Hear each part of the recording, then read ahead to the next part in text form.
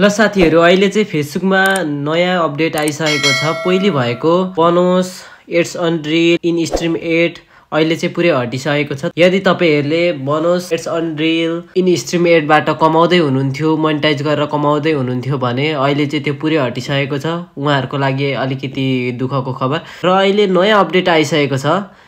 त्यसमा चाहिँ सबैकोमा कन्टेन्ट मोनेटाइजेसन भनेर एउटा फिचर्स देखाएको छ। यो मोनेटाइजेसनको यो चाहिँ अहिले लक लागेको छ। यो तपाईहरुले चाहिँ अब राम्रो कन्टेन्टहरु भिडियोहरु हालेर फोटोहरु पोस्ट गरेर स्टोरीहरु पोस्ट गरेर यदि तपाईले त्यसको कन्टेन्ट मोनेटाइजेसनको सेटअप पाउनु भयो भने चाहिँ तपाईहरुले पनि फेसबुकबाट कमाउन सक्नुहुनेछ। भिडियो हालेर रिल्सहरु हालेर स्टोरी हालेर स्ट्याटसहरु लेखेर फोटोहरु अपलोड गरेर पनि तपाईले पैसा कमाउन सक्नुहुनेछ।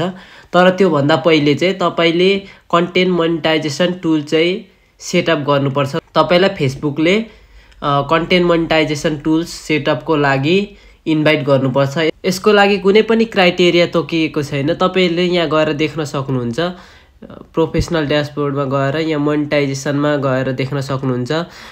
स्टार, पार्टनरशिप एड्स, सब्सक्रिप्सन अनि कन्टेन्ट मोनेटाइजेसन भनेर देखाइएको छ।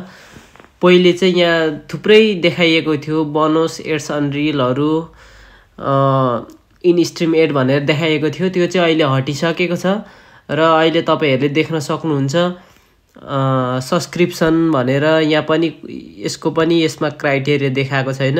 अनि कन्टेन्ट मोनेटाइजेसन भनेर यहाँ पनि केही देखाएको छैन। तपाईहरुले कुनै पनि क्राइटेरिया पूरा गर्नुपर्ने छैन। यहाँ पहिले जस्तो 10,000 फलोअर्स, यति हजार भ्यूज, यति हजार वाच टाइम भनेर देखाउनु चाहिएको छैन।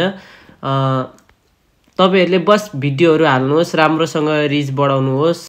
तपाईलाई फेसबुकले आफै नै इन्भाइट गर्नेछ। त्यसपछि तपाईहरुले पैसा कमाउन सक्नुहुनेछ। त्यसको लागि तपाईहरुले निरन्तरता दिनुपर्ने हुन्छ।